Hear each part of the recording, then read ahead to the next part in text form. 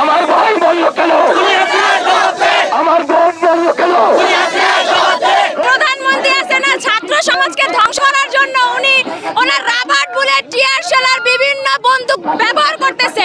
আমাদের তো হাতে কিছু নাই, আমরা কলম ছেড়ে আজকে ঝাড়ু হাতে নিয়ে বের হয়েছি।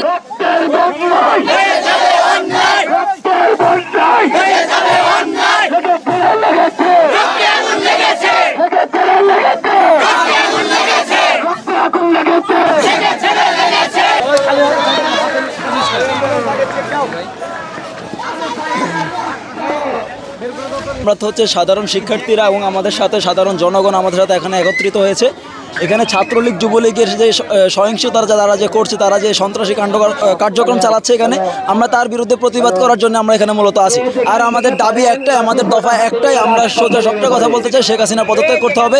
আমাদের যে ভাইরা, আমাদের 200, 300, 500, 1000-এর উপরে ভাইরা আমাদের হত্যা করেছে, তারা ছাত্রলীগের এই গুন্ডা বাহিনীরা, পুলিশের এই গুন্ডা বাহিনীরা, সরকারের এই যারা আছে, তারা আমাদের এই ছাত্রদের ভাইদের উপরে নৃশংসতা চালাচ্ছে বলা যায়।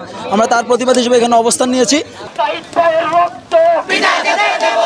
আমার ভাইয়ের রক্ত বিদাকে দেব না, শহীদের রক্ত বিদাকে দেব না।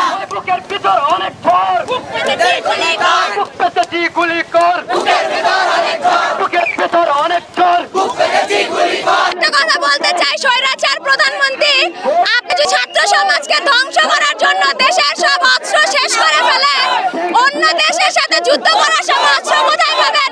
তখন ভিক্ষা ছাড়া আপনার অভাব নাই। আমরা সন্ত্রাসী না, আমরা দেশের আমাদের যে ছাত্র ভাইয়েরা আন্দোলন করতেছে, আমরা যে আন্দোলনে নামছি সেটা হলো স্বৈরাচারী সরকার যে ধরনের আমাদের উপরে জুলুম এবং কি সন্ত্রাসী মানে নানা রকমের নানান ভীতি মামলা ভয় দেখে যেভাবে জুলুম করতেছে আমরা এটা তার পরিপ্রেক্ষিতে সরকারের আমাদের দাবি একটাই, সরকারের পদত্যাগ চাই।